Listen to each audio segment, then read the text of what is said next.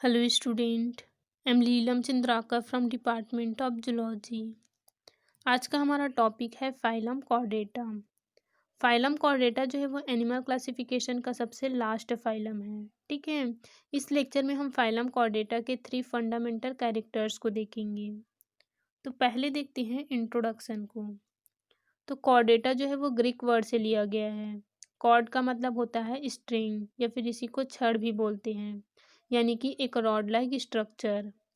तो इस फाइलम के एनिमल्स के ऊपर एक रॉड लाइक स्ट्रक्चर होती है जिसे हम नोटोकॉर्ड कहते हैं। ठीक है, तो ये जो नोटोकॉर्ड है ये हमारे अंदर सिर्फ एम्ब्रियोनिक स्टेज में मिलती है, और एडल्ट स्टेज में ये जो नोटोकॉर्ड है ये वर्टिब्रल कॉलम में रिप्लेस हो जाती है। ठीक है, जो कि बॉडी को सपोर्ट देती है।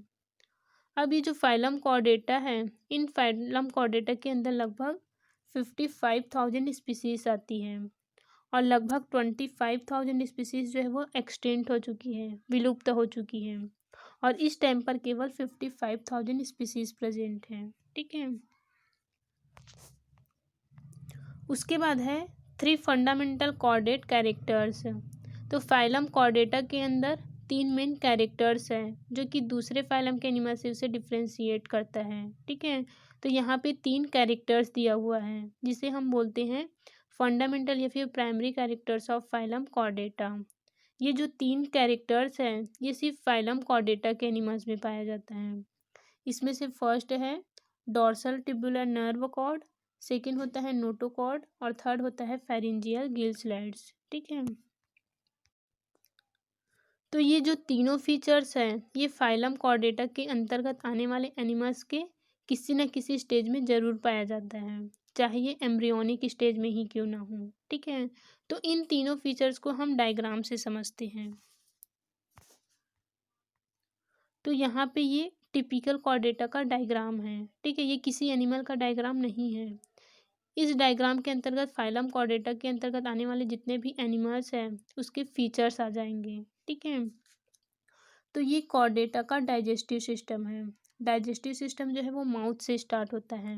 तो ये है इसका माउथ। ठीक है, माउथ जो है वो आगे बकल कैविटी में ओपन होता है, और ये है इसका फेरिंग्स।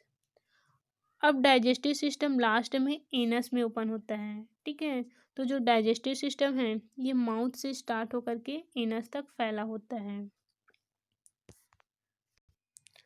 अब इसके एनस के पीछे कुछ प्रोजेक्टेड पोर्शन है जो कि टेल जैसा है, इसे हम बोलते हैं पोस्ट एनल टेल। ठीक है, तो कॉर्डेटा के पास पोस्ट एनल टेल होता है जो कि एनस के पीछे होता है। ठीक है, अब ये है कॉर्डेटा के बॉडी का डॉर्सल साइड, और ये होता है वेंट्रल साइड। ठीक है, मतलब कि ऊपर वाली जो पोर्शन है इसे बोलते हैं डॉर्सल साइड, और जो नीचे वाली पोर्शन है इसे हम बोलते हैं वेंट्रल साइड। ठीक है, तो इसके डॉर्सल साइड में एक हॉलो ट्यूब होती है। तो ये जो ब्लैक कलर की जो ट्यूब दिख रही है जो कि पूरी बॉडी में फैली हुई है, इन ट्यूब को बोला जाता है dorsal ectodermal hollow nerve cord. ठीक है, डॉर्सल मतलब कि ये बॉडी के डॉर्सल साइड में है, इसी कारण हम इसको बोलते हैं डॉर्सल। ठीक है, और एक्टोडर्म मतलब कि ये एम्ब्रियो की एक्टोडर्म से डेवलप होती है, इसी कारण इसको एक्टोडर्मल बोला जाता है।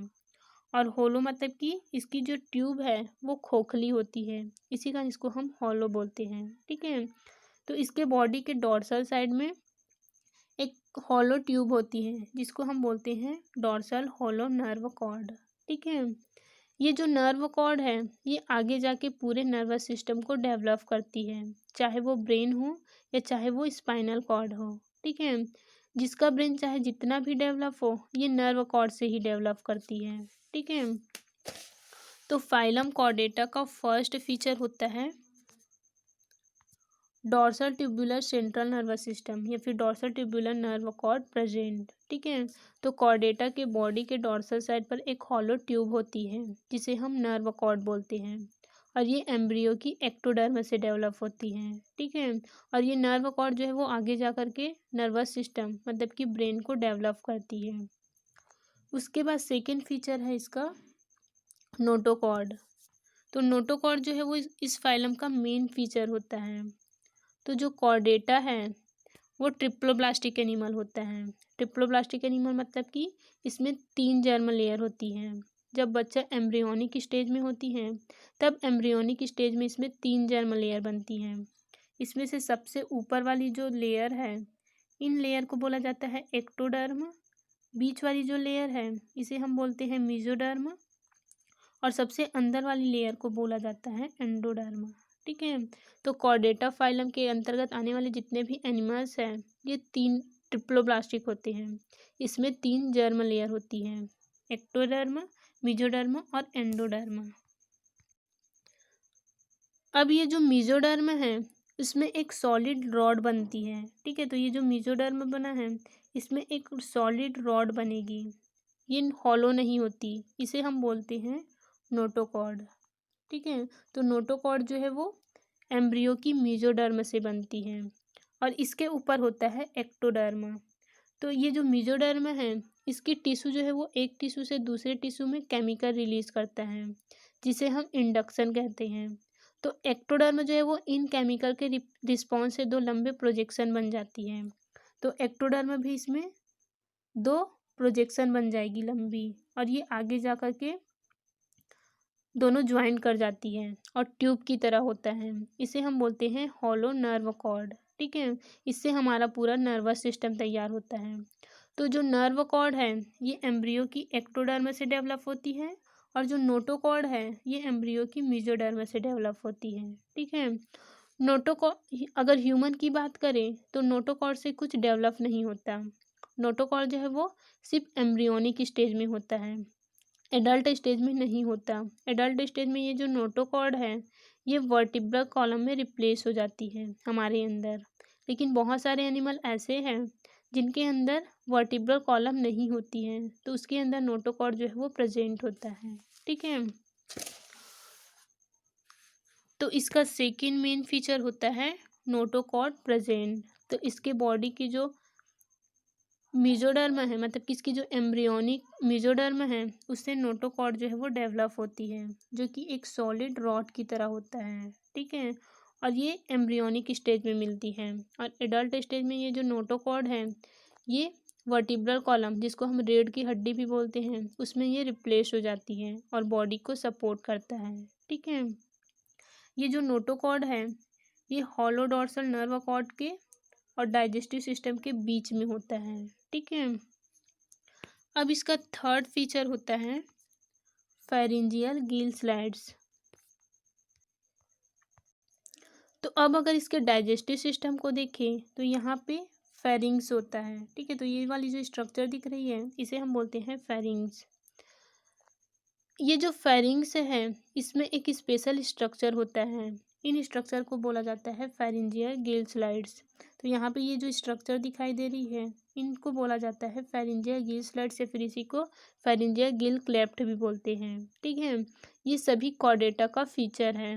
ये भी मैमल्स के अंदर सिर्फ एम्ब्रियोनिक स्टेज में मिलती है, और एडल्ट स्टेज में ये नहीं पाई जाती। ठीक है, लेकिन फिश में गिल स्लाइड जो है वो प्रेजेंट होता है एडल्ट में भी।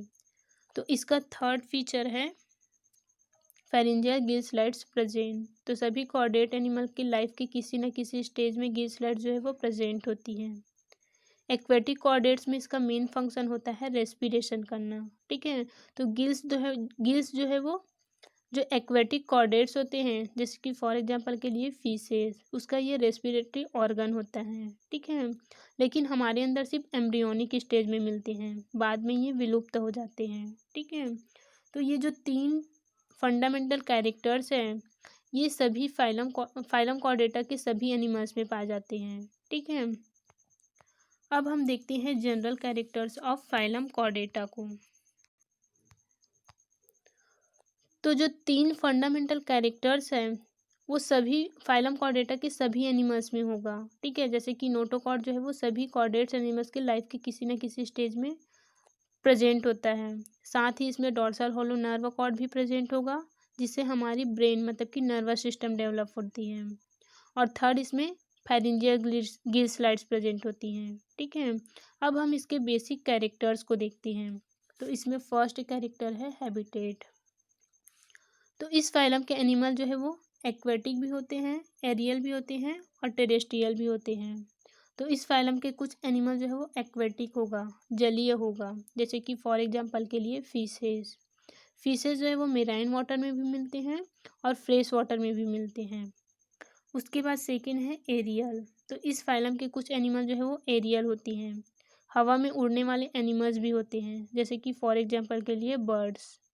और कुछ एनिमल जो है वो टेरेस्ट्रियल होते हैं, थल में रहने वाला, जैसे कि फॉर एग्जांपल के लिए ह्यूमंस हो गया, या फिर रेप्टाइल्स और मैमल्स के अंतर्गत जितने भी एनिमल्स आते हैं वो टेरेस्ट्रियल होते हैं। ठीक है। उसके बाद सेकेंड इसका कैरेक्टर है बॉडी सिमेट्री। तो ये बाइलेटरली सिमेट्रिकल होता है। अगर आप किसी एनिमल को बीचों बीच से काटते हैं तो वो 2 इक्वल पार्ट में डिवाइड हो जाता है। तो अगर वो 2 इक्वल हाफ में डिवाइड हो रहा है तब हम उसे बोलते हैं बाइलेटरली सिमेट्रिकल। ठीक है। तो इस फाइलम के जितने भी एनिमल्स हैं वो बाइलेटरली सिमेट्रिकल होते हैं। उसके बाद थर्ड है जर्म लेयर। तो ये ट्रिप्लोब्लास्टिक एनिमल होते हैं। इसमें 3 जर्म लेयर प्रेजेंट होते हैं।